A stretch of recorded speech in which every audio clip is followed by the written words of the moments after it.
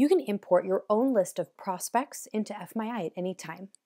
You can contact us for a template spreadsheet that already has it set up, but basically what you want is a spreadsheet that has one single header and column for each piece of information, and then one row per prospect. You will not want multiple rows for prospects or additional lines of information per cell. You just want a very clean, straight across, straight down spreadsheet of information, a very basic format, and one that is used in all kinds of databases. So what you want, I'm just going to leave this here, a little blank here, but what you want to do is you can put in 2 pieces of contact information per prospect. Sometimes there are 2 people. I'm using basic language here for Aflac. You can put phone number, address, anything you want to go into the site. Note, if you are an associate, there will be a limit to what you can add to the site because of how your DSC sets it up, but usually a conversation with your DSC can clear that up. Also, too, there is the opportunity to add things to your sales funnel at the same time. So take a look at the site and see the language in the sales funnel. And if you put maybe ready to contact next to ready to contact, or maybe these people you need to follow up, you can also at the same time add things to your sales funnel so that you are not having to, first of all, not add a page for each prospect manually, but also they'll automatically be put into your pipeline. So I'm going to save this spreadsheet. It's all ready to go.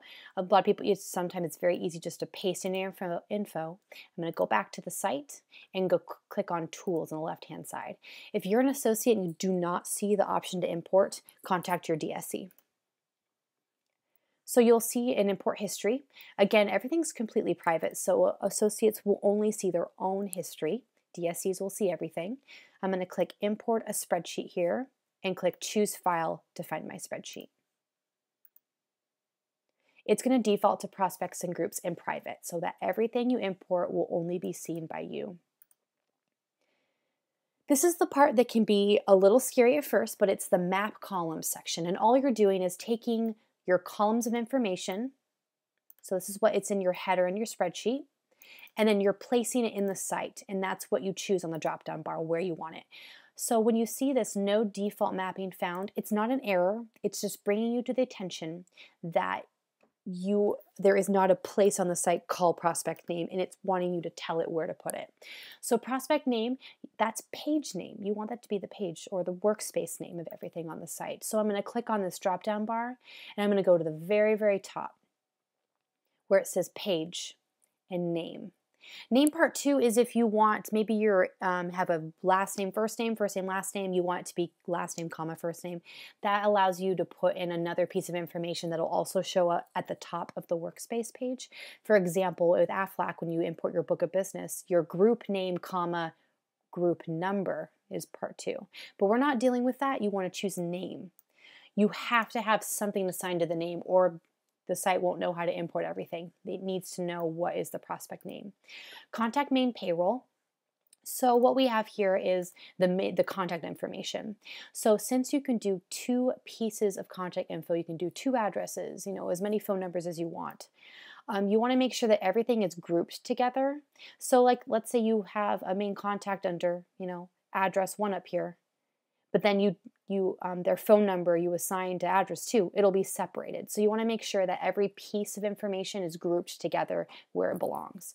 So payroll usually is a secondary contact name. So that's why this is down here under address 2. It's going to show up below the principal main contact. So I'm going to leave it there because I like that. But I want to make sure that the contact phone number, you want to make sure that it's assigned to the right person. So is this the principal? You want it to be under address here, or is it the second piece of contact information? So it's just a matter of matching it together and being aware of the fact that there are 2 things here saying address. So everything else looks like it's assigned except for the status, and that's just where you go down here and you go down to where the search labels are, and you can choose sales funnel. So again, everything on the spreadsheet has to be exactly how it's worded in the site when it comes to search labels so that it knows to match it up. So this is going to place these in my sales funnel. Going down here, the site did really well matching these up to where they need to go, and they're all under address 1, so it's going to show up at the top. And then you want to click Save Mapping so that if you ever import a spreadsheet like this again, you don't have to do this mapping process. It'll remember.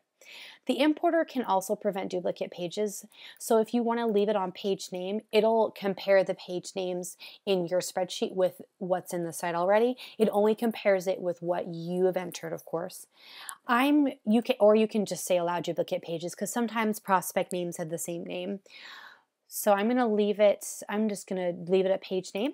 I'm going to click continue. And it's telling me that there were duplicates found. There is already an Alice Flower Shop. And this is where you can say, oh, I didn't know I already put that. I can say, don't create the duplicates. Or I can say, oh, this is actually a different location. I want it to create the duplicate pages. Or you'll see the option to update the custom fields for duplicate pages. And usually that's something you'll only use if you're uploading your book of business. So I'm going to choose don't create duplicates. And then I want to make sure and choose prospect hot, because these are new prospects that I'm putting in the site. Below that, it's going to ask, make this person the owner of all the pages. If you are logged in, it will default to your name. So you can just leave it at that. And you'll know for sure that everything is only going to be accessible by you and your DSC. I'm going to go ahead and click continue. And it'll say, okay, there are 2 pages imported, and it'll even list them down there. So going back to the import section, you'll see how if you maybe imported something but you don't like the way it looked, you can go over here and click delete. If you don't see the delete option, that means your DSC has turned off the availability for you to delete things, so just contact them. But I'm going to go ahead and delete that just so you can see how it will be a permanent delete. Everything is completely deleted, so you'll never be able to recover the information. So that's how you import into the site. If you have any questions, you're welcome to contact FMII and we'll help you through it.